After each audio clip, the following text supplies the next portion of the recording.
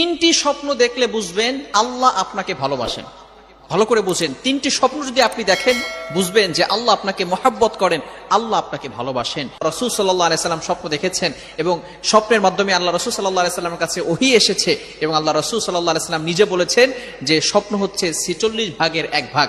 এক নম্বর স্বপ্ন হচ্ছে আপনি যদি দেখেন স্বপ্নে আপনি কোরআন পড়তেছেন, ভালো করে বুঝেন, আপনি কোরআন তেলাওয়াত করছেন, তাহলে মনে করবেন যে আল্লাহ পাক রব্বুল আলামিন আপনাকে ভালোবাসেন।